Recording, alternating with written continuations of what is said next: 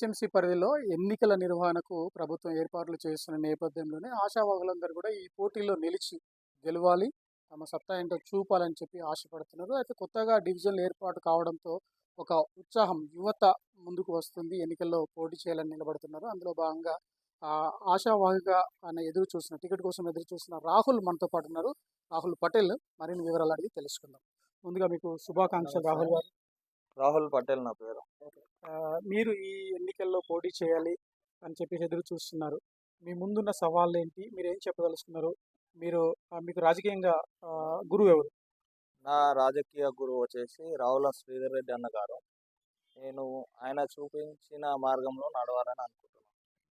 ప్రజల్లో ఉండాలని అనుకుంటున్నాను. ప్రజా సమస్యలు తెలుసు కాబట్టి నాలాంటి యువకులు ఉంటే బాగుంటుందని.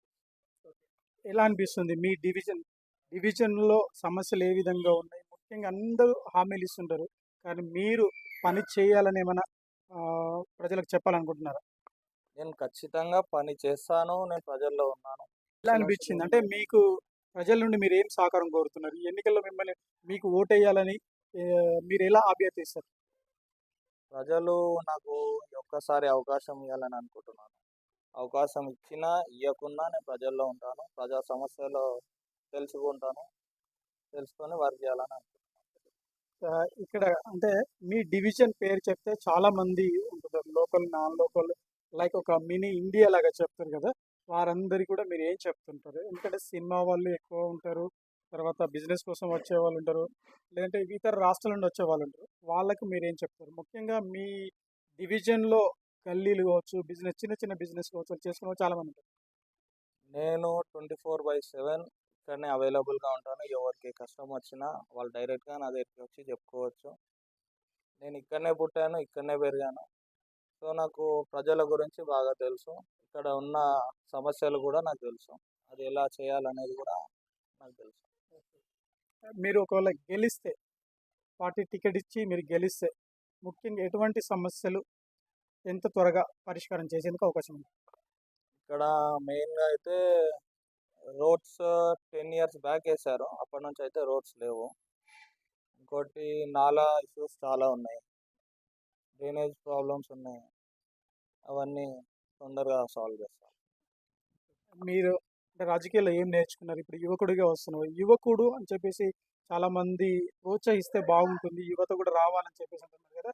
మీకు కనుక ప్రజలు అండగా ఉంటే మీరు ఏం చెప్తారు? ఒక యువకుడిగా ఇంకా భవిష్యత్తు ఎలా ఉండబోతుంది? నాకు ఈ సమస్యలు తెలుసు కాబట్టి నేను ఖచ్చితంగా ఏదన్నా సాల్వ్ చేస్తాను. పెద్దలు ఆశీర్వాదాలు ఉంటే ఇంకా ముందుకెళ్తాను. అలాగే ప్రజల అండదండాలు కూడా ఉండాలి నాకు. భవిష్యత్తు ఉంది కదా, రాజకీయాలు ఒకసారి కాకుండా ఇంకా నెక్స్ట్ టైం అట్లా ఇంకా రాబోయే 10-20 సంవత్సరాలు కాకపోతే 30 సంవత్సరాలు కూడా వర్క్ చేస్తుంటారు. నాకు అవకాశం ఇస్తే ఇంకొక 40 సంవత్సరాలు ఉంది. ఆ 40 సంవత్సరాలు కూడా నేను ఏం చేయాలని నేను ప్రజల్లో ఉండి చేస్తాను. Thank you, all the best. Thank you. మొత్తం మీద ఒక యువకుడి కాబట్టి యువకుడిగా నేను ప్రజల ముందుకు వస్తున్నాను. ప్రజలు నా మీద నమ్మకంతో ఓట్లు వేస్తే ఖచ్చితంగా నేను గెలుస్తా. ఇక్కడున్న మౌలిక సౌకర్యాల మీద ఎక్కువ ఫోకస్ చేసి వాటిని పరిష్కారం చేస్తా. రాబోయే 40 ఏళ్ళ వరకు కూడా నేను ప్రజల మధ్య ఉంటాను. ఎందుకంటే ఒక ప్రజా బిడ్డగా ఉంటాను, ప్రజల మద్దతు కోరుతున్నాను. గెలిచిన అధికారం ఉన్నా లేకపోయినా ప్రజల మధ్య ఉండి ప్రజా సమస్యల పరిష్కారం కోసం నిత్యం పోరాటం చేస్తుంటున్నారు. కెమెరామెన్ కిరణ్తో Mahender, SKS Fly TV, Hyderabad. Please do subscribe to SKS Fly TV.